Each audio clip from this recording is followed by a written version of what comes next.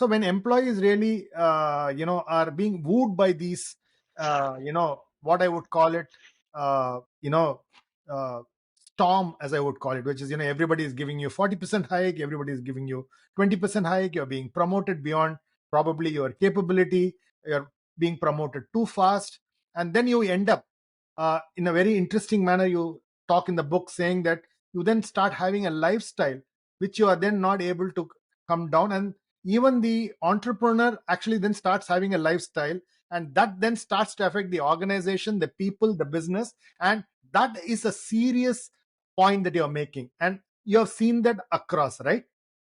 And we have seen this in many startups in India in the last, I think, 12 to 18 months also.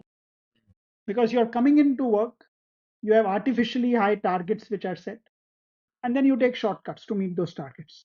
Mm. So we also run Netcore. We have targets.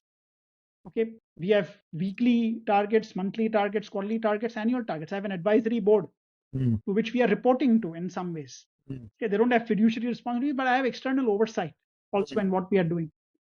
But I think this has to be built on rational grounds. Mm. Okay, there is you can't fudge numbers, for example.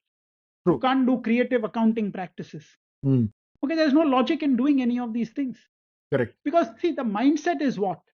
When I was running India World, okay, for the 5 years, I was not thinking about an exit.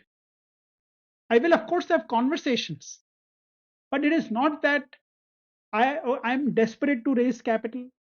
I mean, there was a time when there was an investor we were talking to, and the difference in valuation was 50 lakhs.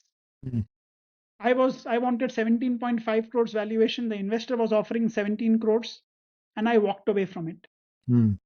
And 3 months later, I'd sold the business for 500 crores, 30x. Mm.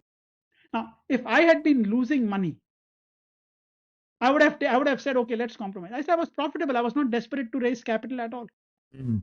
And through my 30 years as an entrepreneur, in the first meeting that I do with VCs and now PEs, I will tell my expected valuation. I said, there's no point discussing it later because this is always one of the sticky points. I will save you time. This is what my expectation is. I will not budge from this number. And I'm not desperate for money. What I need money is for expansion, for acquisitions. Mm. I don't need money to fund my losses. And therefore, I think an entrepreneur can basically build it the right way. See, what is at the core? Fred Reichheld in his book Winning on Purpose Mm. put it very well. He said the best way to build a business is about getting your existing customers back for more, and getting them to get their friends and family. Mm.